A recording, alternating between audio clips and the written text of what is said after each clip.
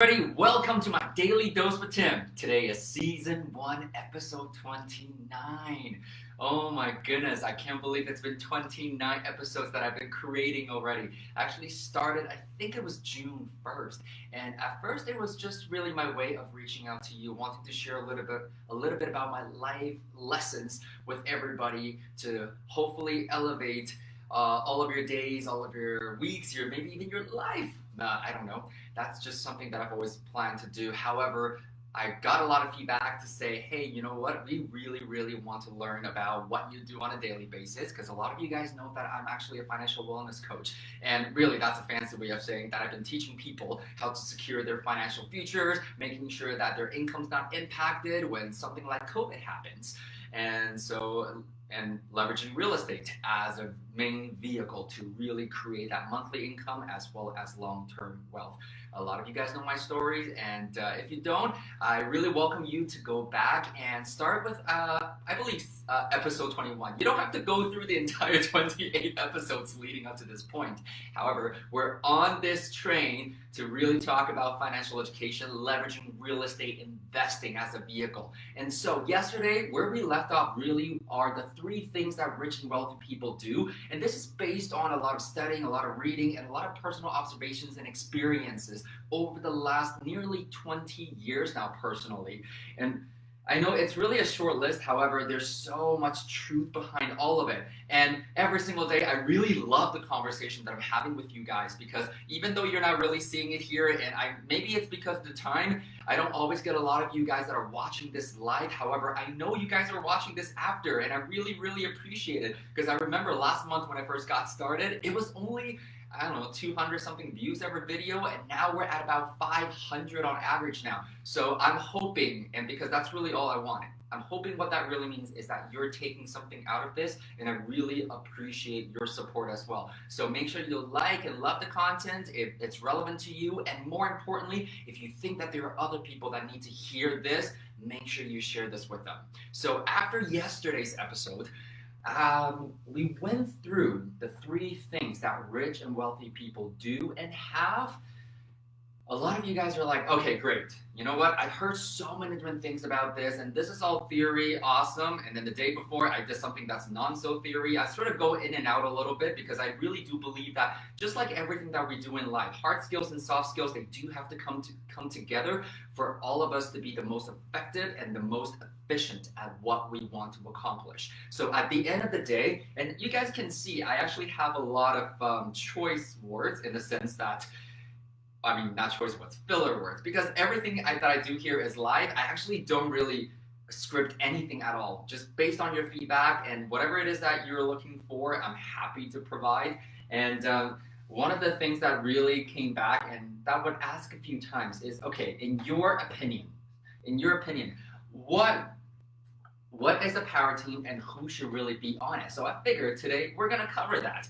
And I sort of did a quick, literally, I did the count in my head about 5 minutes ago before this whole thing went live, because I had to go and drop off my best friend at the airport and go pick up my godson as well. And so 5 minutes ago, I kind of thought about this, and honestly, there's so different ways to look at this. And I just want to share this with you, which is the 7 major power team members. If you're in real estate investing, you should definitely have in every single market that you go into. And I'm going to talk about some exceptions as well, just so you know.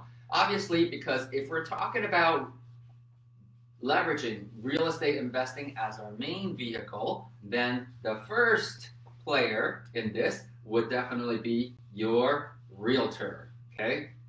I mean, realtor or realtors, depending on how you want to look at it, because there are realtors out there that are also educated like we are, so it's a lot easier for us to see eye to eye. There's one particular realtor I will leverage as an example right here locally that we've been working with for the last couple of years now, and we have a very easy to work with relationship. Why? Because he himself is actually an educated investor. So from a mindset perspective, he's exactly the same as us. And also, a lot of the times, I know that whenever he presents us with an opportunity, with a property, the numbers have already been crunched. The numbers have already been worked on, and all the supporting evidence and documents and data that we are looking for are already prepackaged. So really all we need is to come in and bring the resources to the table and determine the best exit strategies that we are looking for based on the business plan that we have for that year, and then we execute on it.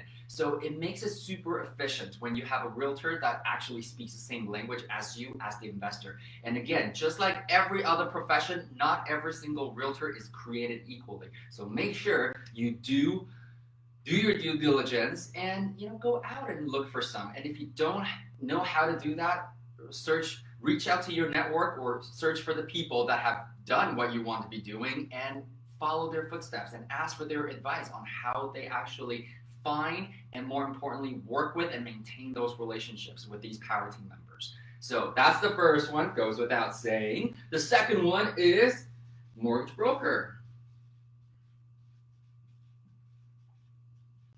For most of us, in the beginning, we have the tendency to go into banks. However, again, as real estate investors, I cannot even begin to tell you the benefits that you would have working with a mortgage broker. I'm just going to park that there for a little bit now, because this is probably one of the most key players that you would need to have when you're a real estate investor. Because remember, I think there was one episode that I already talked about this, is to ask everybody to separate this, because we are learning how to be investors first and foremost. So by definition, we are actually getting financial education, learning how money works and how to put money to work so that your money actually can start working harder than you. That way, it actually frees up your time and yourself so that you can actually do what brings you meaning, or like what I did today. You can actually drop everything else and be there for the people that actually need you in that moment. It's just that we are leveraging real estate as our main vehicle to do this.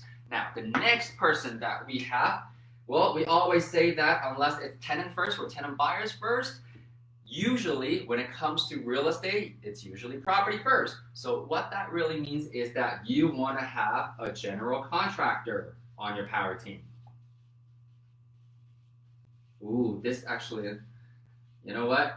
I'm going to, probably the next couple of days, I will cover that with you guys in terms of how we make our offers. And I believe that was actually one of the topics that some of you guys wanted me to cover too.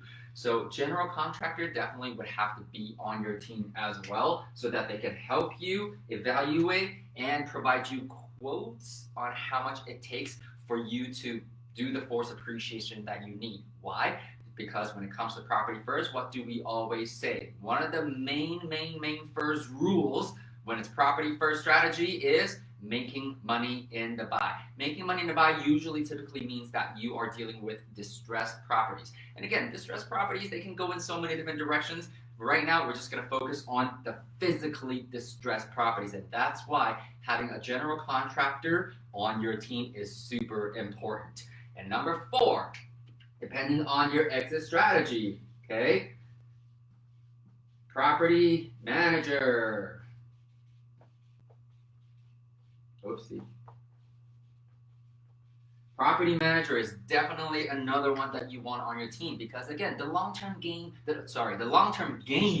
really is to buy and hold, because this is what we keep saying. We buy and sell so that we can create capital, and leveraging that capital so that we can buy and hold to create long-term wealth. And so one of the biggest things that most of us want to do is to really free up ourselves the time. And so what that means is if you can start to pass on some of the day-to-day managing hassles, okay, and this is what we always say, when it comes to being a professional real estate investor, our job is actually not to manage tenant managed properties. That's your property manager's job. Our job is to manage the managers so that you can slowly peel yourself away from the day-to-day management that eats up the most of your time, so that you can actually spend time pursuing what really brings meaning and value into your personal life as well. So number 4 is that. Now, a lot of you guys are thinking, oh, wait a minute, we're probably missing 2 really key players as well. Well, we keep saying that we are building this as a business. So as a business, well, by definition, you definitely want a lawyer, okay, on your power team. And actually the funny thing is, well, I'm not going to change the name of the video now. However, the way we look at it typically is that there are 3 different types of lawyers that you definitely want on your team. The first one, very straightforward, which is a real estate conveyancing lawyer. So a lawyer that is knowledgeable or experienced in transacting real estate purchases and acquisitions and sales. That's it. The second person that you need to have is a corporate lawyer, because that's actually the person that could help you with setting up your corporate structures and thus creating the asset protection that you need. And we cannot speak about asset protection without speaking about accountant. However, I want to finish this last thought here when it comes to lawyer, because I said 3, right? So you have your regular real estate lawyer to handle all your transactions, and then you have your corporate lawyers, and number 3, I hope that none of you guys really need to be using this. However, again, I am also not naive. In my entire career, even before I had the volume that I have today, one of the trainers, one of the classes that I went to, what he said was, when it comes to real estate investing business, it is not if you're gonna get sued, it's when you're gonna get sued. And so the funny thing is, over the last few years, we've actually not been sued, knock on wood. However, we've had to take legal actions against, unfortunately, a few others. And so you need a litigation lawyer on your team as well. And obviously, ideally, you don't ever have to activate that, which is why a lot of the times when you guys are looking for lawyers to work with, my suggestion really is to look for a law firm that actually can provide all 3 different services. That typically means that you're looking at a mid-sized firm rather than a small mom and pop shop at that point, okay? And so, number 6, as we said, is an accountant. So, in any business, okay, it's probably going to be really, really difficult for us to grow and prosper without proper tax planning and proper tax advice. And so these 2 typically go hand in hand together, because we talked about asset protection on the one hand, and on the other hand, we always focus on tax sheltering as well. Because when you're building a business, there are actually a lot of government incentives and programs in place to really make sure that you do succeed. However, we do know that there are people that take advantage of that. That's not what we're talking about here, okay? So here is the list of the 6 key players that you should have on your real estate investing power team. However, the video did say 7, even though I already went over a little bit. Really, at the end of the day, call me biased or whatever, and I don't really care, to be really honest, because I will be forever biased, simply because this is the key component that has helped me navigate through fear, collapsing my time frame to grow, fast-tracking my results, and really making sure that I don't lose money again. Because a lot of you guys know that I became an educated investor simply because I lost all of my savings. And that's why, for me, education really is that key component. So after all is said and done, is a mentor. That is the key component, because at every step of the way, you want to find somebody. You want to find somebody who's been and who's done what you want to accomplish, so that you don't have to make the same mistakes. And that's the thing about real estate investing, is that if you know what you're doing, you can make good money. However, if you don't know what you're doing, it not only will take you a long time to build your portfolio, and maybe get lucky with equity builds depending on the market that you're in. However, the speed in which you run at, it's going to be very, very different from somebody who's actually got another experienced investor guiding them and pushing them forward every step of the way. Because when it comes to real estate investing, just like any other forms of investing, I'm pretty sure that you actually had a financial goal in mind. The goal has never really been just picking up real estate for the sake of picking up real estate. That's what the amateurs do, okay? So these, honestly, are the 7 key players that you want to make sure that you have on your power team. Now, usually at this point, I would take it just one step further quickly, okay? I usually say that, in my opinion, there's your Tier 1 power team, and there is your Tier 2 power team members as well. So If you journey back a little bit, we have our realtors, we have our mortgage brokers, and then right here, we have your general contractors, we have our property manager, we have our lawyers, and then we have our accountant.